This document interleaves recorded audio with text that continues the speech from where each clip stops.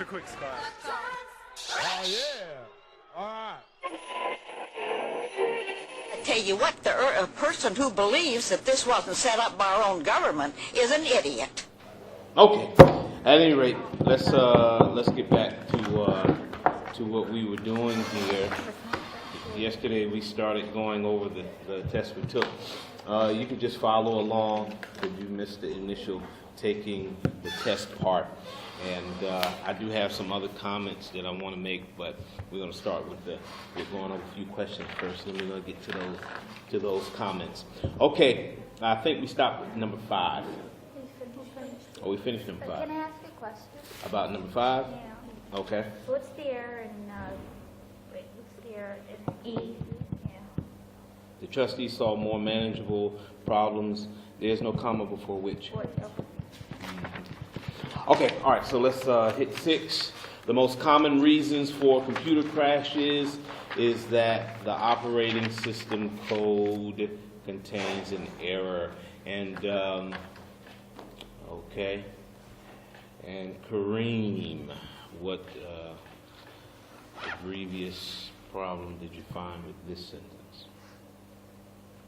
Wait, what's that?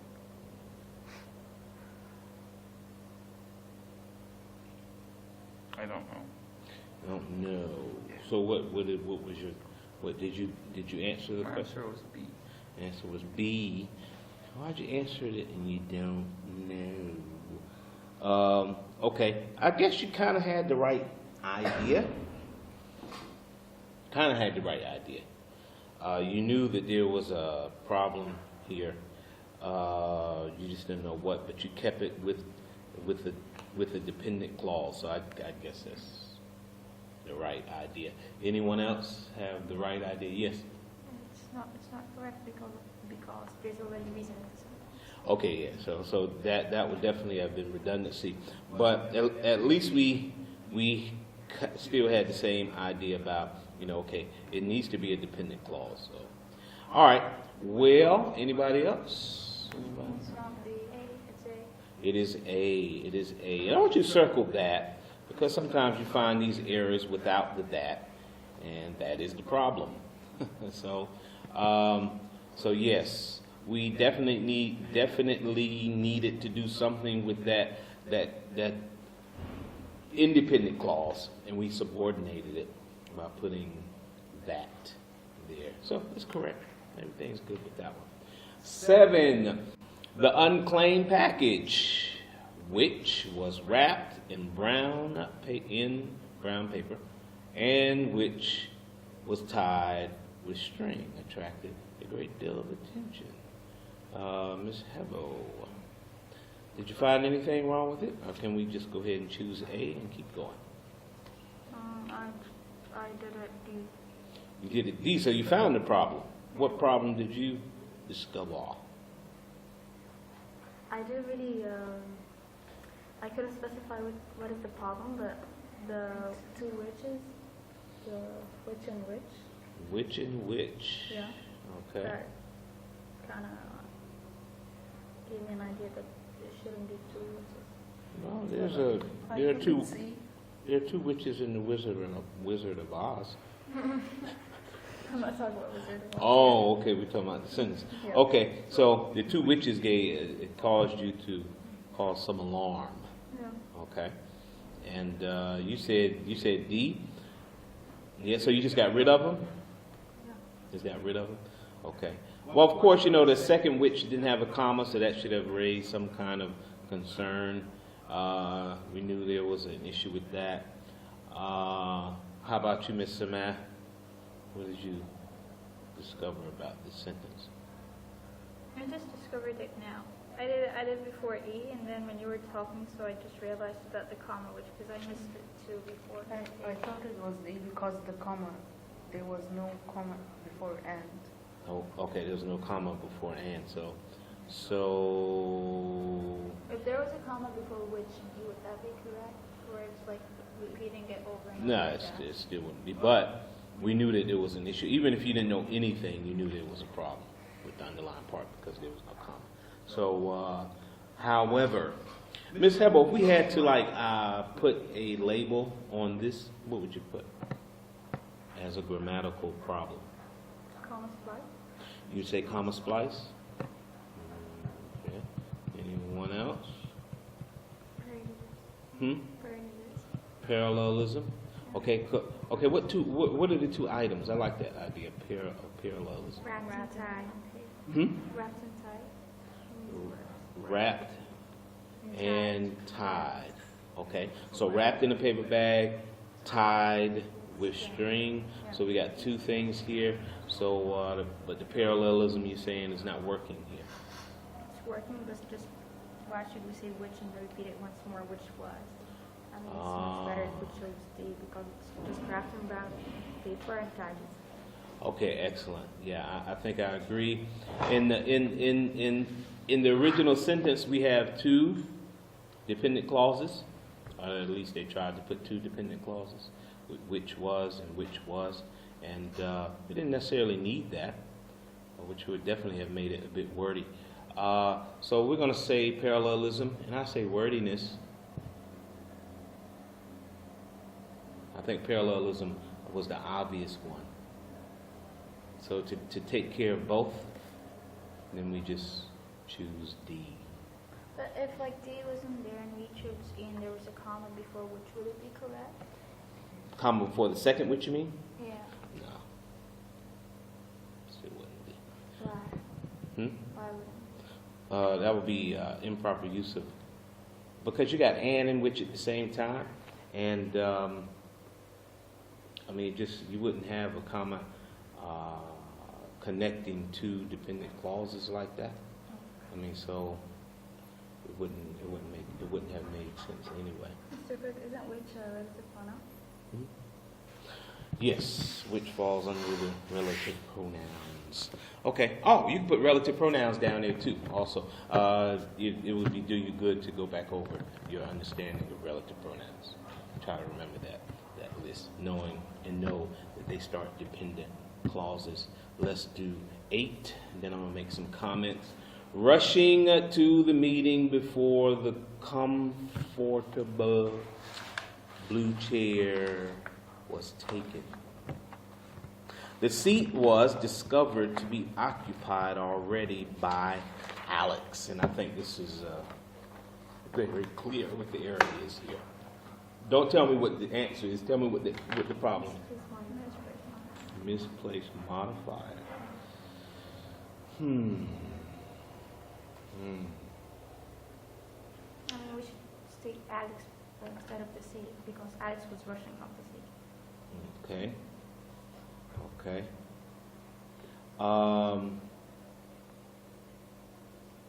What's the other grammatical issue that testing is?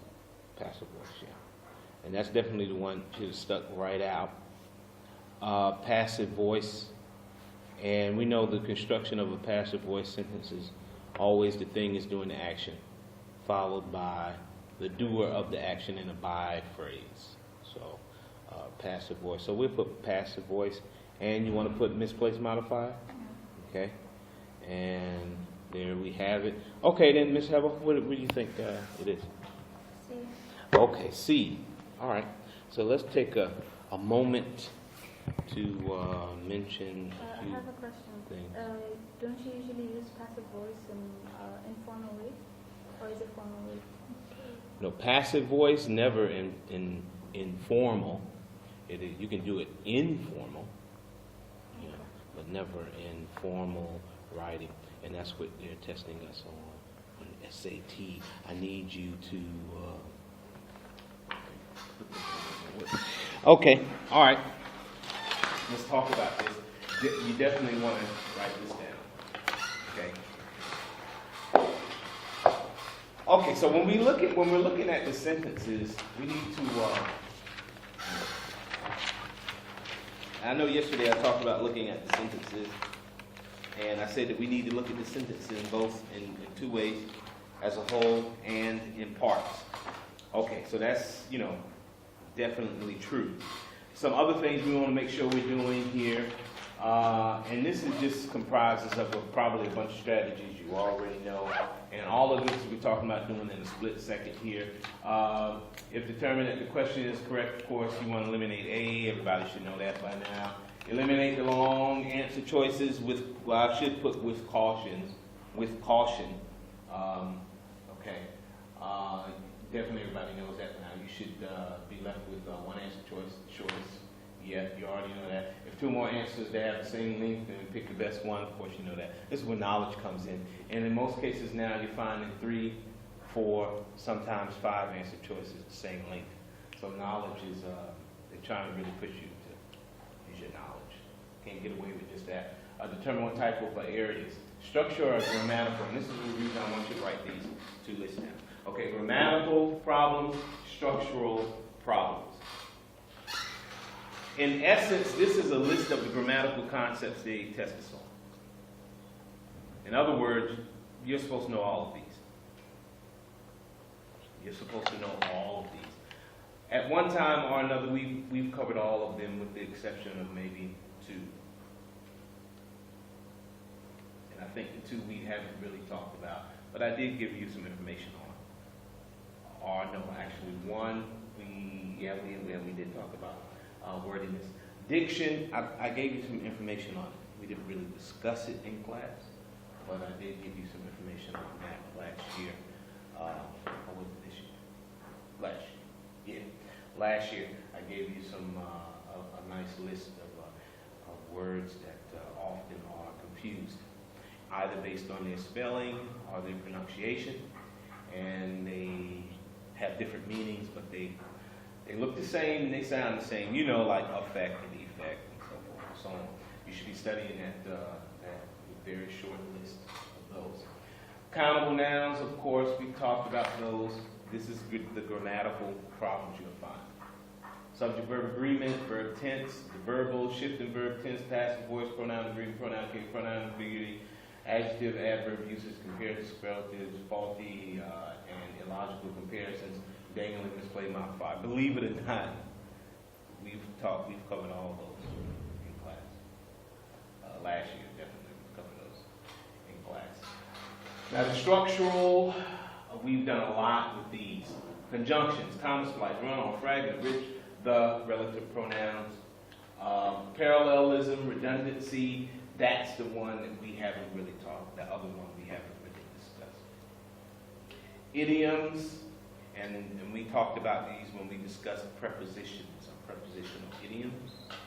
Of course, we know there is not really like a rule to go with those, but your experience with using English and understanding that it's usually prepositional idioms that they test us on will help you to narrow down what you need to know. Wordiness, of course, we just had an example of that, and diction, just a matter of remembering a short list. I mean, of course, you can find a really long list dealing with diction, but find a shorter list, one that eliminates all the unnecessary stuff. You can even type in SAT diction word list, and you would find one. And that would probably be the one you want to deal with. The one, and that's just a collection of diction questions or diction errors that have been seen on the SAT, which would probably be good to study that list instead of just a list of diction, because it's a long, it's very, very long. Yes.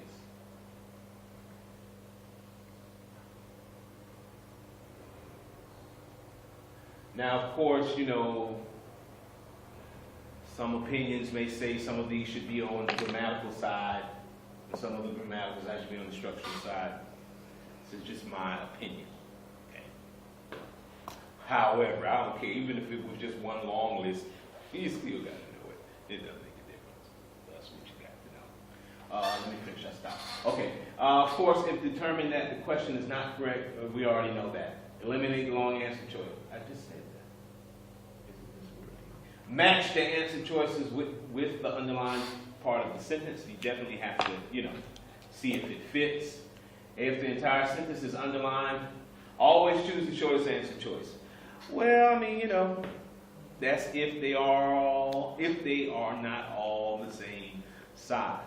But sometimes they even trick you with having the longest answer choice, the correct answer.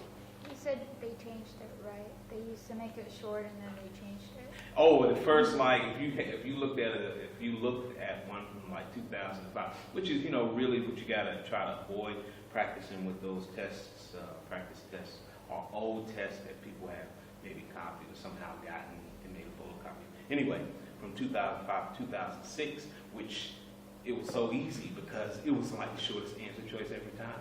But that's not going to be now because they've worked to, you know, get rid of that.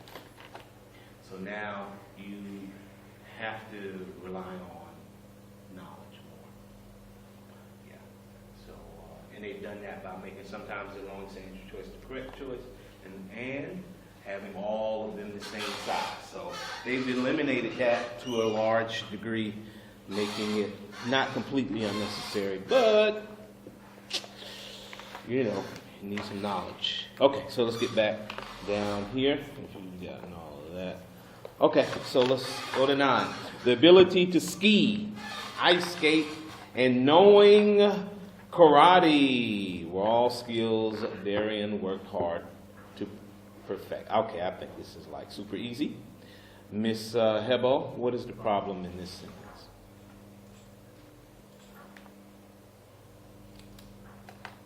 The problem? Mhm. The answer. No, I don't want the answer. I'm more concerned about the problem. Okay.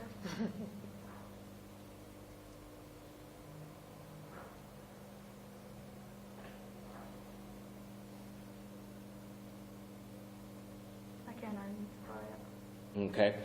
Okay. Oh, that list that you just wrote down, if there are any questions that you, a grammar concept in there that you didn't get, make sure you make a little action beside, a little star beside, so you'll know which one. I mean, you could do the same by writing it beside the thing, but it'd probably be easier now that you got the list, so you can just put a star. So I need to review that. Miss, yeah. I think it's E. Well, no. I don't want the answer yet. I mean, answer is important, obviously, but we're trying to go for a little, see what we know type thing. What do you think the problem is? I don't know the problem. You don't know the problem. Okay. Kareem? Knowing karate. Okay. That's the problem, knowing karate. Well, what do we call that, though? I know you want to see. Parallelism. Hey, you got it. Parallelism. It's parallelism. Definitely parallelism. And, you know, all the items in the list must take the same grammatical form. Here we started with, we started with an infinitive, you know, but we didn't continue with infinitives. We didn't necessarily have to. But we needed to include something that would match this whole infinitive deal.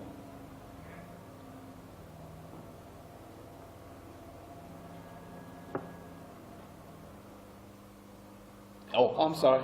What do you think the answer is? No, it's B. B, okay. Anybody else? I think it's B. Okay.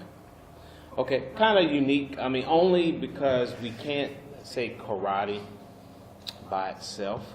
The ability to ski, ice skate, do karate.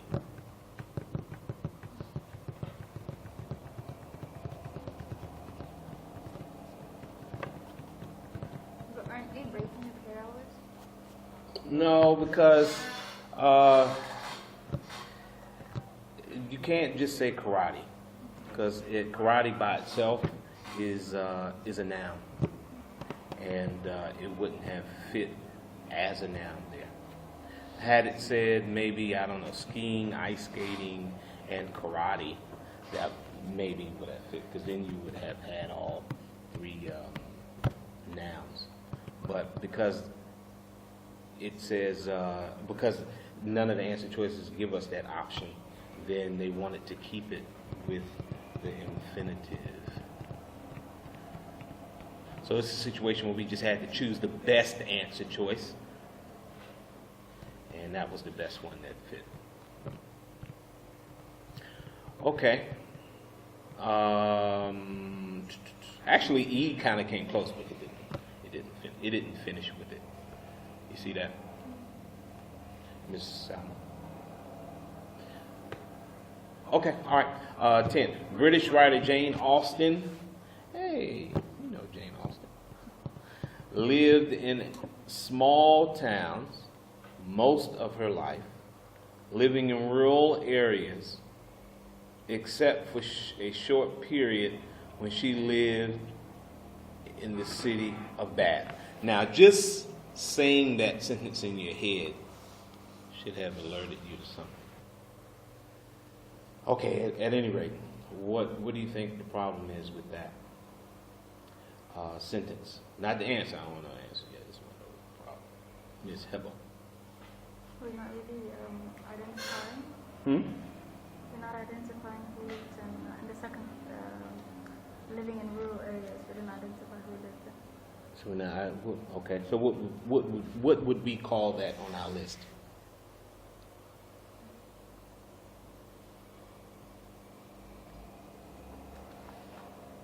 Pronoun ambiguity. Pronoun ambiguity. Pronoun It ambiguity. was already just one person, and then it was her, so we just refer to one person. Okay. But then it helps identifying it more. As you already said in the first sentence, the subject was Jane Austen. What do you think, Miss Samantha? I don't know what's the error, but just like people said that living is, there's an error here, but it just identified Jane Austen. It's just talking about one person. If there were two, then there would be something wrong. Okay. I guess it was wordy. Okay, you think it was wordy. Okay.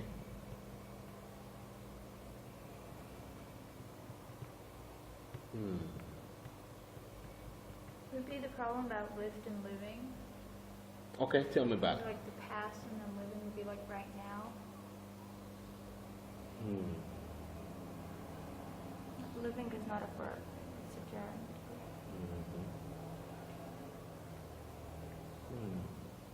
So, can anybody, if we had to like put a label on what it would be? Like the answer? Or there? No, label. I'm looking for a label now. Like, which grammatical concept do you think they're testing this on?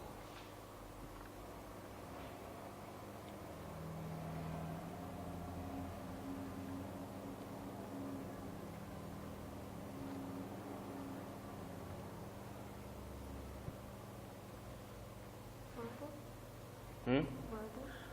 Verbal. Okay. All right.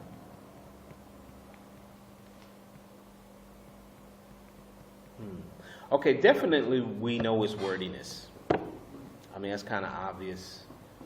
We know it's wordiness. But there's something else they're testing. Something else they're testing us on, too. Adjective, adverb usage. Because obviously what's being underlined is describing something. It's a modifier. In small towns, most of our life, living in rural areas is giving us more information about something.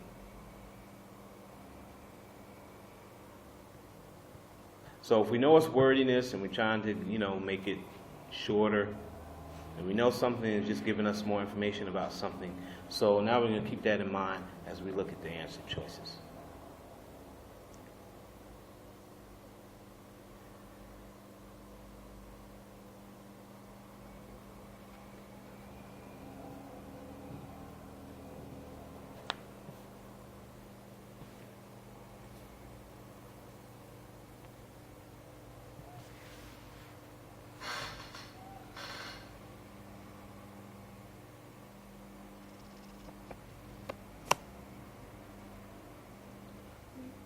Is it B? What do you think, Kareem? Oh, I have it on B. Okay. Wordiness. Okay. So yes, it is B. Definitely when we're dealing with wordiness, we're trying to make it shorter. It was kind of obvious that that was it. But I also wanted you to know that that was also it because of the changes from the phrases to just simple adjectives. They broke it down from phrases to simple one-word adjective And there. then D there was a comma splice. Mm-hmm. And D you're talking about, right? Yeah, definitely D, comma splice problem. Yeah. Okay. All right. How about 11? The reporter for the metropolitan paper, as well as many other representatives of the media, has been pressured to identify confidential sources.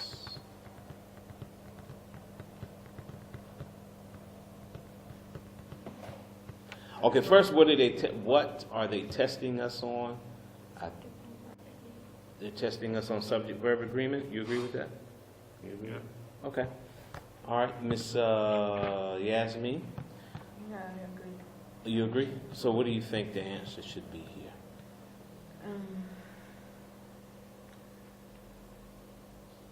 I think it's D. I think it's D. Okay. All right. Okay. Why D? You said D, right? Or B? D. D. Why D? Everybody put subject-verb agreement, right? Why you say D?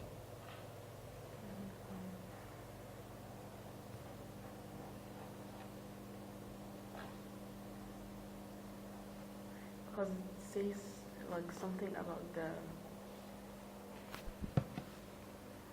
other representatives of the media. Okay. It says that they Okay. So let's know now. D. agreement, Mhm. the subject. Okay. So let's remember now. D has a semicolon. So what Yeah. comes after the semicolon needs to be an independent clause. So we don't have a subject after the. You see that? There's no subject after the semicolon. So we're gonna have to eliminate D. Miss Samuel, what'd you get? I got it B. B? Okay, tell me why B. For half then, because it's the reporter and the other representatives. So it's like plural, it's not like just singular, not one person. Okay, so now this goes back to what you think the subject is. So we say a subject-verb agreement. So this goes down to what do you think the subject is?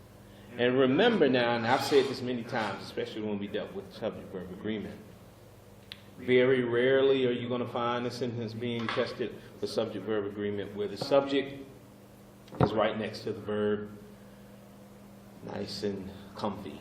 It's never going to be that. Never going to be that. So that, in other words, always what you think is the subject, probably not going to be the subject.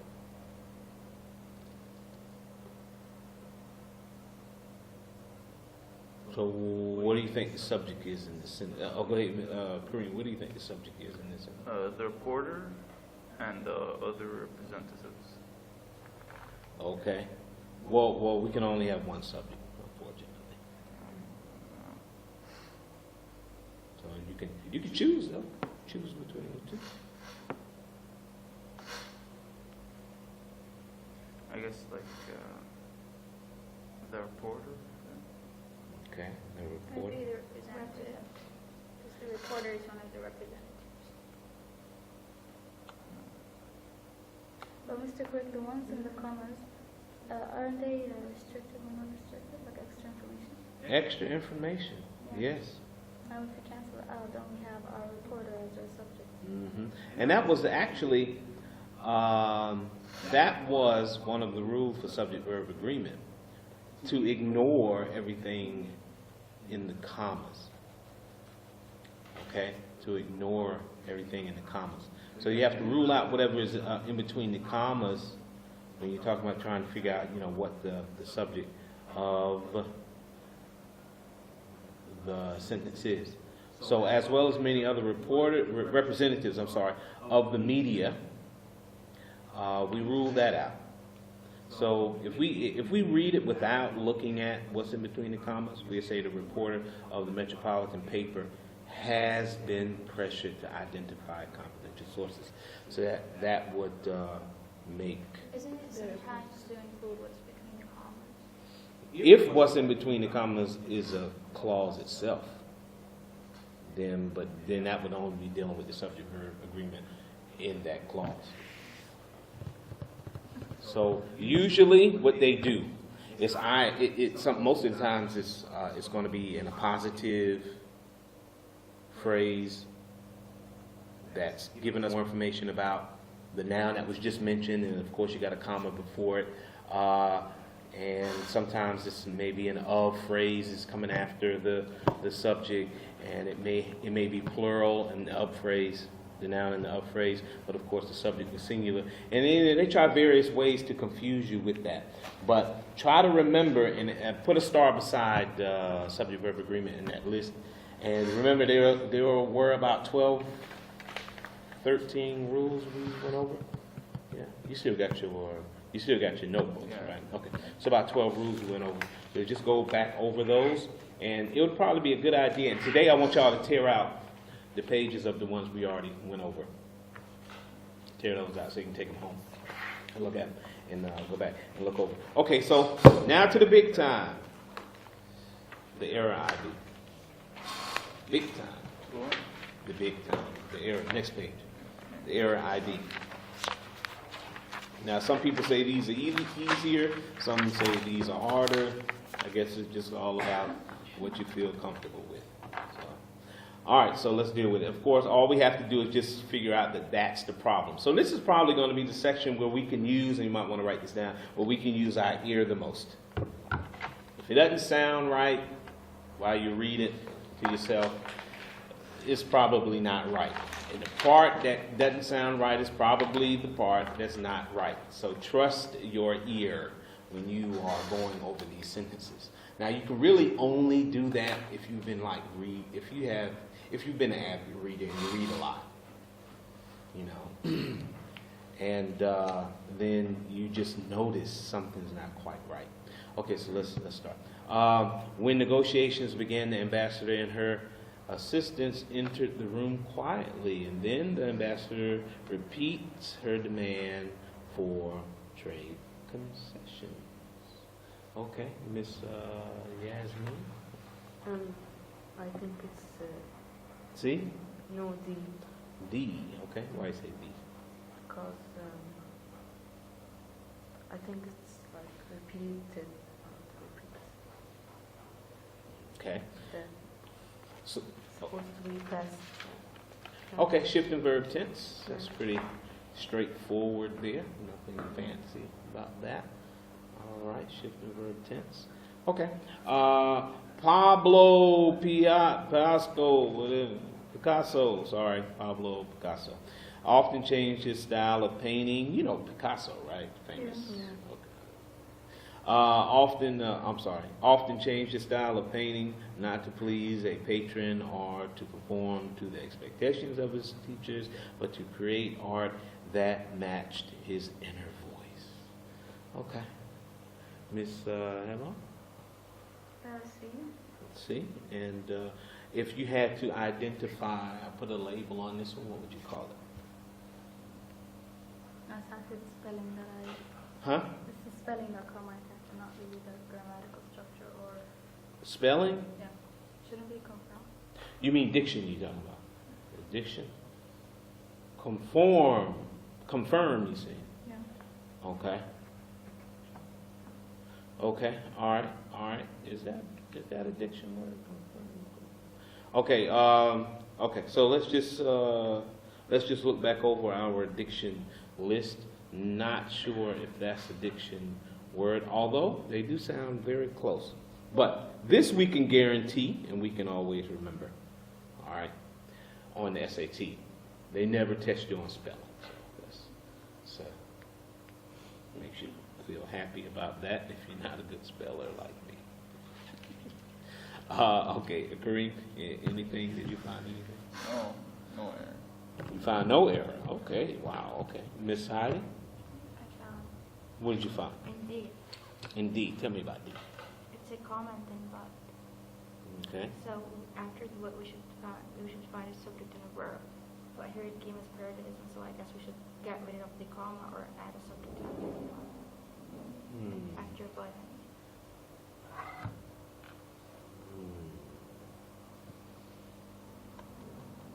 Okay.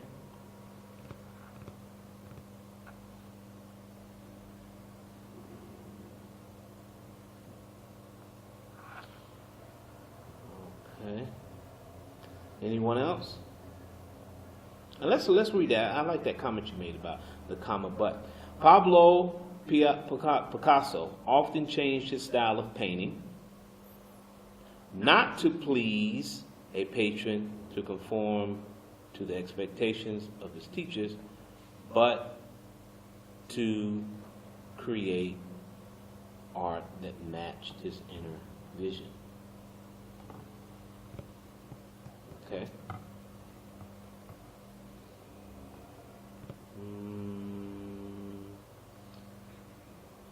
All right. Just underline not and but for me.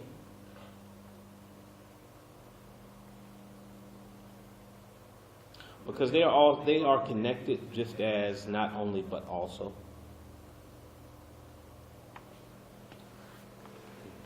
They are an expression. They are connected. So in this instance, but is being used correctly because we needed but there because we had not. So the same expression. So just because you don't see the also and the only, that's okay because they're still being used. Huh? What about the comma before? Well, the comma is okay only because we got a list there. So, all right, I guess we have to go with Mr. Kareem. He says there's no error, and there is no error there. There's no error. Yes. Actually, the comma is being used the same way as sometimes you see the comma before not, but also in the same way. Okay, 14. The animal shelter receives funding neither from the state government or from local officials and is entirely supported by charitable donations.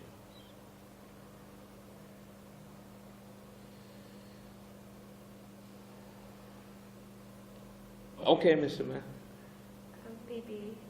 Okay, tell us why you say. It's neither nor, not neither or. Okay, that was kind of. Can I ask a question? Yeah. What category would this fall under? You mean difficulty? No, isn't like the grammatical and the grammatical structure. This would be structure. Okay. Yeah. Well, under what? This would be under expression, structure.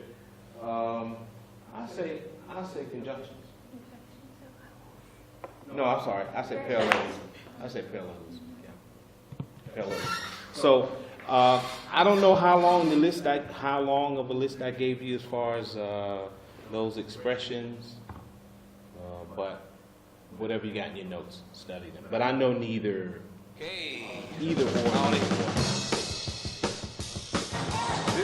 In Islamic school. We'll talk about tomorrow.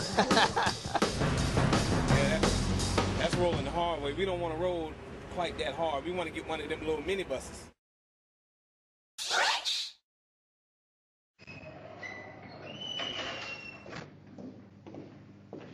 What's up?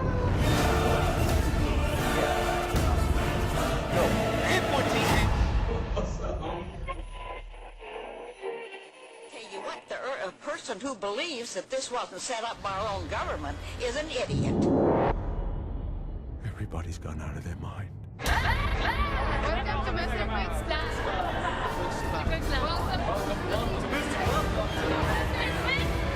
Welcome to Mr. Quick's class. Welcome to Mr. Quick's class.